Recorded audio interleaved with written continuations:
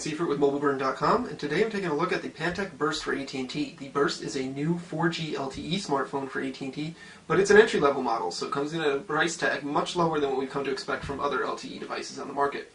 Despite its low price tag, though, it still has some impressive performance and impressive specifications, so let's take a quick look. For starters, what we've got here is a 4-inch Super AMOLED WVGA screen, so we've got 480 by 800 pixels of resolution. Since it's a Super AMOLED, colors are extremely bright and vibrant and very punchy, as we might expect from Super AMOLED displays that we've seen in the past. And the viewing angles are tremendous. They are very, very good, especially for a phone of this price class.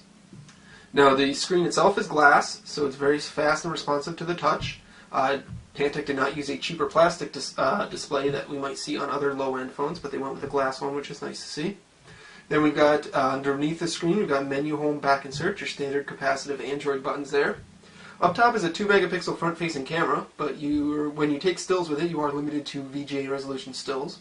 Then you've got a standard earpiece above that. There's no notification light on the front of the Burst itself. If we take a look at the side, the phone itself is not the thinnest on the market. It's about 11.4 millimeters thick, so it's certainly not the thinnest phone, but it's not too thick either, to be honest with you. In my hands here, I got the ruby red model, and AT&T is also carrying a titanium or gray colored one. Along this side of the edge, we've got the volume rocker for up and down volume. What we've noticed with this volume rocker is it's very flush with the body, and it can be difficult to tell where it is and when you're pressing it. Not the greatest volume rocker I've ever used. Over on the bottom, you've got a microphone port, and that's about it. The other side is home to the micro USB charging and syncing port. And then up top, we've got a power sleep unlock key and your 3.5 millimeter headphone jack. Now, if I flip the phone over, we can see it's a 5-megapixel autofocus camera with LED flash. Now, the Pantech Burst records video in 720p HD, but it does not do 1080p, unfortunately, so you're limited to 720. Then next to that is the external speaker port. Now, if I pry open the cover here, you get a look at the battery itself, which is a 1650 milliamp hour battery, which, to be honest with you, for an LTE device is kind of small based on our experience with LTE devices in the past. Generally, the bigger the battery that you can get, the better off you are. AT&T says you should get about 4.5 hours of talk time with it, or up to 10 days of standby. If you are constantly on an LTE network, though, you're probably going to be recharging this halfway through the day. Up above that, you got a micro SIM card slot and a micro SD card slot. There's no micro SD card slot included out of the box, but the Burst has a bunch of internal memory. It's got about 12.3 gigabytes of internal storage to the user, in addition to 1 gigabyte of system storage that you can use for applications and contacts and all that other stuff.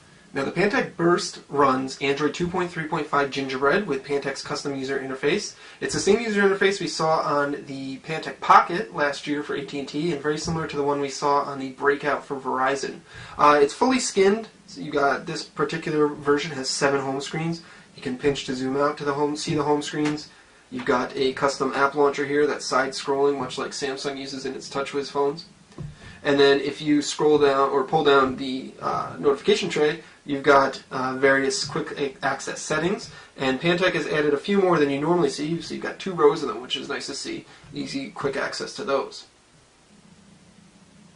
The rest of the interface, Pantech has skinned much of the apps. Your messaging application is skinned slightly, so it's a little bit different color than standard Android. The browser is slightly skinned, and the email client, stuff we'll look at a little bit later, is slightly skinned. Now, powering the Pantech Burst is rated at a 1.2 gigahertz dual-core processor and 1 gigabyte of RAM. So it's very fast and snappy, as you might expect from a 1.2 gigahertz processor. What's interesting, though, is that my particular review unit is actually running at 1.5 gigahertz.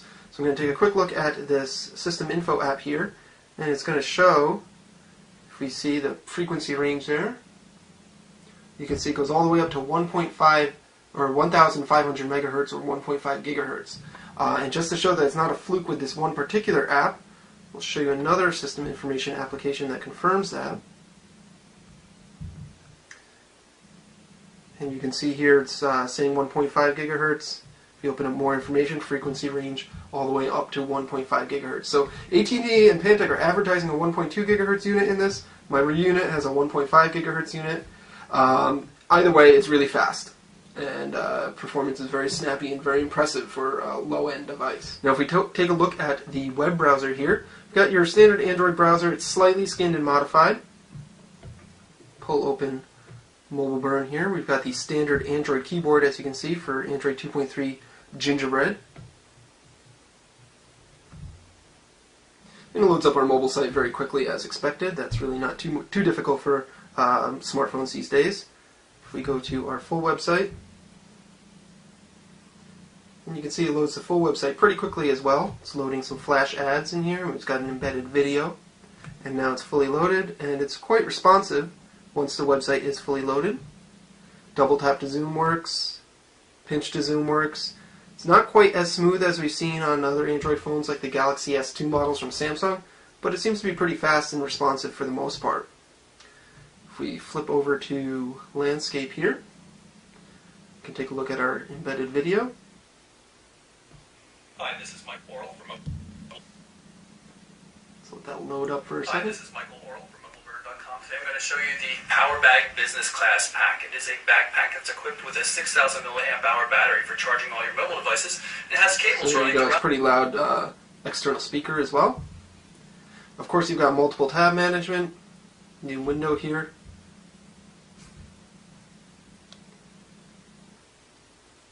And then you can bounce between the windows that you have open. Now if you look at the Pantech email app, it's got a slightly modified version of the standard Android application. So you've got a custom user interface skin here that matches the rest of the Pantech interface. Let's take a look at some formatted text. So it features formatted text and colors and such. You can pinch to zoom in and out on your messages, which is nice. However, double tap to zoom does not work. And it does take a little bit to reflow the text there, so it's not the fastest in reflowing the text. Otherwise, it's your standard Android or your standard email application that we see comparable with many Android devices.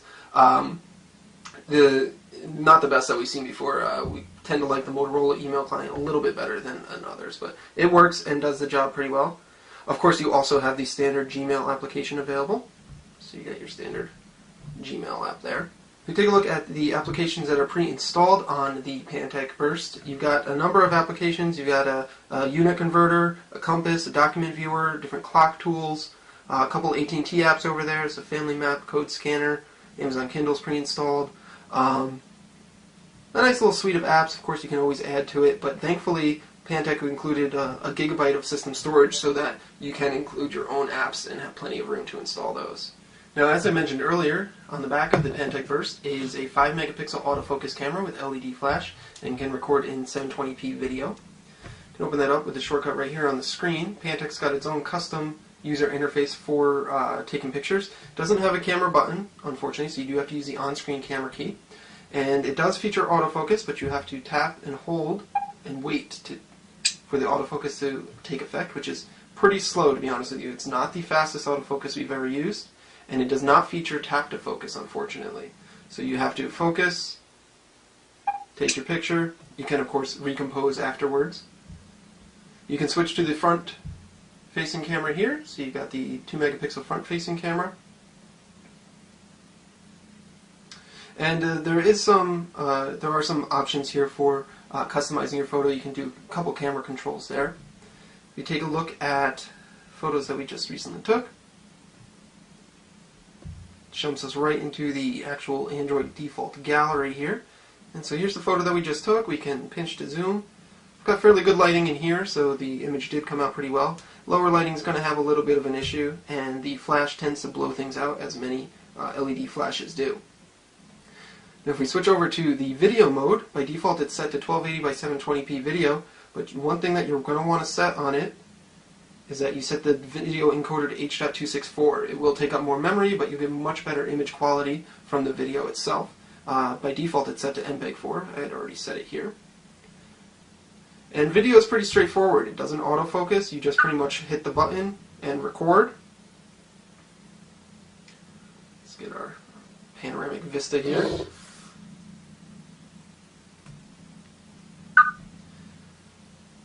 And then you can get a preview of your video right away. And record. Let's get our panoramic vista here. So So there you have, that's a quick look at the Pantech Burst for AT&T, the Burst being a new 4G LTE smartphone for AT&T. Just a quick recap of the specifications. We've got a 4-inch WVGA Super AMOLED screen that really looks great. Front-facing VGA, or 2-megapixel camera right there, excuse me. Standard Android capacitive buttons. 5-megapixel rear camera with 720p video recording. Powered by a 1.2 gigahertz dual-core processor that may be running at 1.5 gigahertz in your particular unit, though your mileage may vary there. 1 gigabyte of internal storage. RAM, 1 gigabyte of internal storage for applications, and 12.3 gigabytes of media storage for your pictures, videos, and music. Pantech installed Android 2.3.5 Gingerbread on this with its own custom user interface. And the most impressive thing about this might be its price. AT&T is selling it for $49.99 with a new 2-year agreement. And we really have not seen a dual-core, high-performance 4G LTE smartphone in that price range just yet. So this is quite impressive if you want to get in on AT&T's 4G service, which is currently quite limited. There's only available in about 15 markets across the country. But you can get in there for only $50 with a new 2-year contract. So there you have it. That's the Pantech Burst for AT&T. This is Dan Seifert with MobileBurn.com.